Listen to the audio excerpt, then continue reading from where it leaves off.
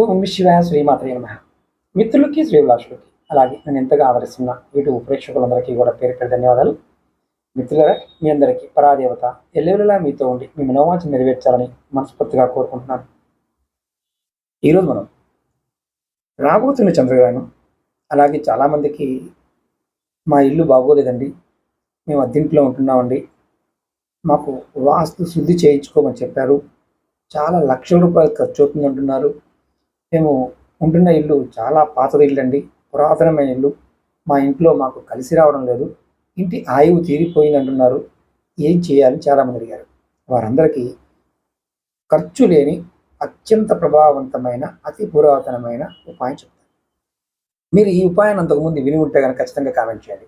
మీరు ఏ ఛానల్లో విన్నా కామెంట్ చేయండి. లేదా మీరు ఫస్ట్ టైం అనుకోండి, ఫస్ట్ టైం అని కామెంట్ చేయండి. ఎందుకంటే ఇలాంటి ఉపాయాలు మనకి తంత్ర గ్రంథాల్లో, చాలా పురాతనమైన గ్రంథాల్లో ఉన్నాయి. మీ ఇంటిని మీరు ఎవరైనా సరే, మీ ఇంటిని రక్షించుకోవాలి, మీరు ఉంటున్న అద్దిల్లు అయినా సరే, సొంత ఇల్లు అయినా సరే, మీకు అద్భుతంగా కలిసి రావాలంటే ఈ చిన్న పరిహారం చేయాల్సిందే. ఏం చేయాలో చెప్తాను. ముందుగా మీరు ఏం చేస్తారంటే, ఈ ఉపాయాన్ని 45 రోజులు చేయాలి. అంటే 45 రోజులకు ఒకసారి చేయాలి ఉపాయాన్ని. 45 రోజులకు ఒకసారి ఉపాయం చేయాలి.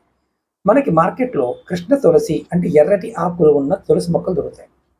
మన ఇంట్లో కూడా చాలామంది పెంచుతూ ఉంటారు. దీన్ని తెచ్చుకోవాలి.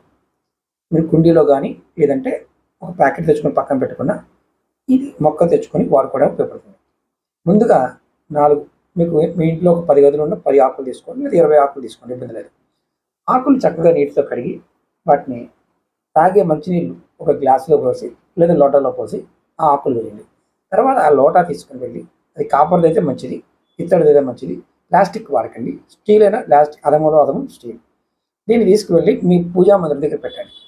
పెట్టిన తర్వాత మీరు మనసులో మీ ఇంట్లో ఎంతమంది కుటుంబ సభ్యులు ఉంటారో అంతమంది కుటుంబ సభ్యులు ఆ గదుల్లో ఈ నీళ్ళని జల్లుకోవాలి.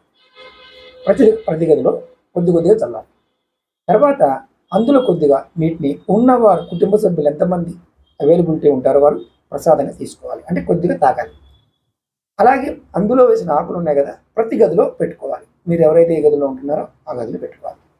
దీనివల్ల ఏమవుతుందంటే మీ ఇంట్లో ఉన్న వాతావరణం మొత్తం శుద్ధి చేస్తుంది.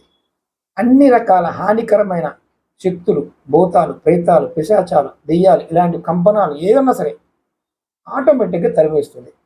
ఇది చాలా అద్భుతంగా పనిచేస్తుంది. ప్రయత్నం చేయండి, ఖచ్చితమైన ఫలితాన్ని ఇస్తుంది. అలాగే మీకు ఈ వీడియో నచ్చినట్టు లైక్ చేయండి. ఛానల్ని కొత్తగా చూసే మిత్రులు సబ్స్క్రైబ్ చేసుకోండి. 10 మందికి ఈ వీడియోని షేర్ చేయండి. ఓం నమః శివాయ శ్రీమాత్రే నమః.